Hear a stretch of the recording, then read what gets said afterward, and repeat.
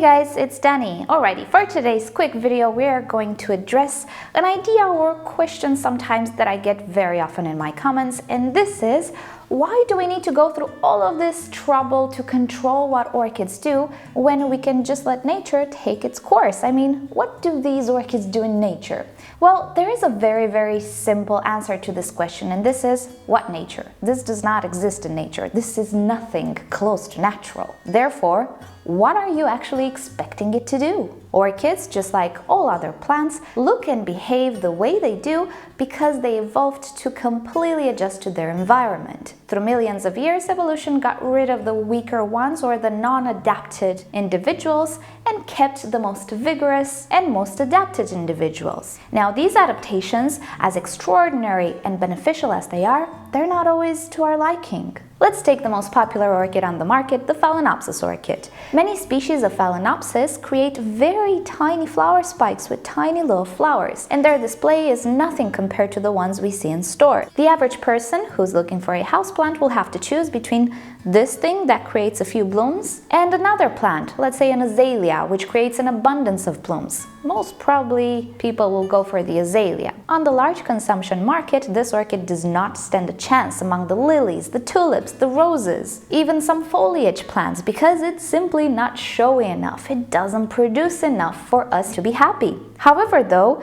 this trait is extremely important in nature because these orchids are adapted to use their energy in the most efficient way possible. If this orchid would invest too much energy into producing more flowers or bigger flowers, it would probably not have enough energy to put into leaves and roots, which would lead to its demise. Not enough photosynthesis, not enough anchoring, falling to the ground or in a lake and pretty much die off. Therefore, through natural selection, only the individuals which produce tiny little flowers on a tiny little spike and don't create many flowers at a time survived. There are, however, species of Phalaenopsis which are different.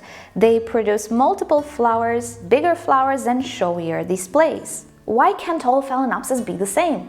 Simple: environment. If an environment provides more nutrients and more water, a plant, no matter the type of plant, will be more complex, more showy.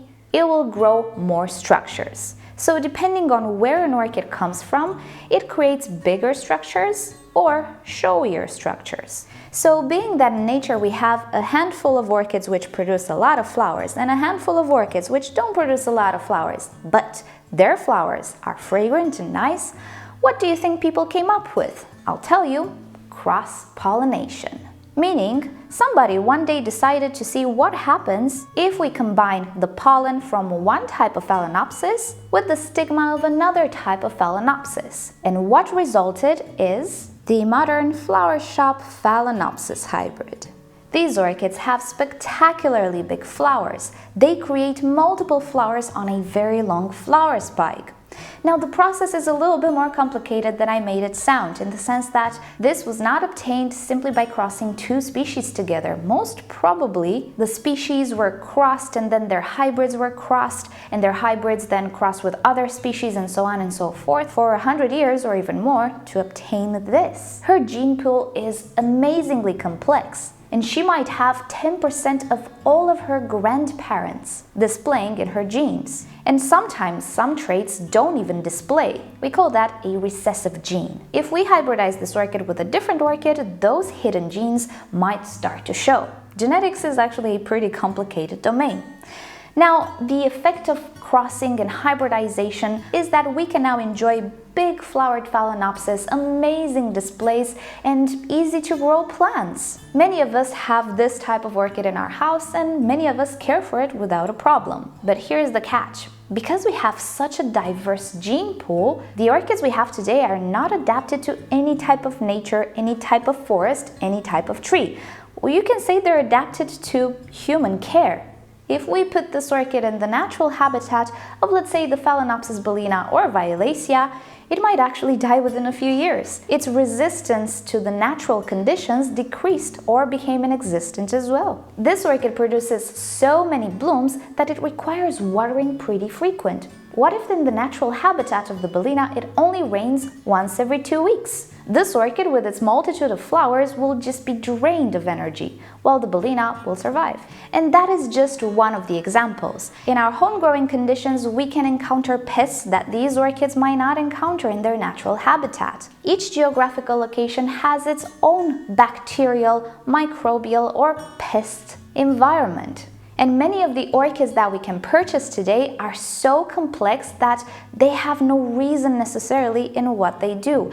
They don't necessarily still have that gene that tells them you must preserve yourself and must live on. Their genes are so mixed that sometimes we can have orchids which bloom themselves to death. They create so many blooms and they try to keep blooming until they absolutely remain without energy, which in some cases can happen in nature as well. But in most cases it doesn't. And if you ever had Phalaenopsis species, the closest thing you can have to nature, you would see that many of the times the orchids refuse to bloom. You can have years with orchids which just don't bloom, simply because they're stressed. So the expression letting nature take its course, it's a little paradoxical to me. Because one, what nature? We're talking about your living room. There is no rain, no clouds, sometimes even no sunlight. All we have in our living room is our watering can, the wind coming from a fan, sometimes, and the light coming from a light bulb, or maybe sunshine through a window that has sheer curtains. Second, if we would let this so-called nature take its course, I'm not entirely sure if you will like the result. Do you really want natural selection within your man-produced and selected orchids? Through my experience, I've encountered multiple cases in which orchids simply just acted irrational, quote-unquote irrational. They produced so many keikis that they depleted themselves. They bloomed themselves to death, even though they should have started producing roots. Most of the times it has been the complex hybrids, but the species or botanical orchids can act irrational sometimes as well. Why? There is no natural selection, not even with them in cultivation. The role of a seller is to produce as many orchids as he can to have a profit. Natural selection in cultivation is a very, very simplistic phenomenon. Whatever sprouts remains. Whatever doesn't sprout, maybe 1%, is lost. Whatever grows gets sold. Again, 99% of the orchids grow because we go out of our way to provide the perfect conditions and avoid pests and disease as much as possible through the use of pesticides and fungicides in a commercial nursery. And in the end, the question is, what are you expecting from the orchid? To bloom?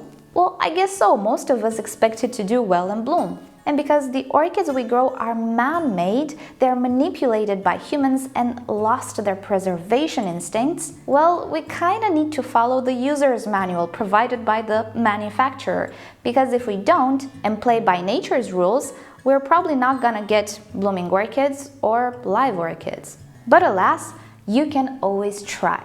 Alrighty guys, so this was the topic of today. I don't think it's a quick vid, I think it's over 5 minutes, but hey, by now you should know that it is a struggle for me to make sure videos.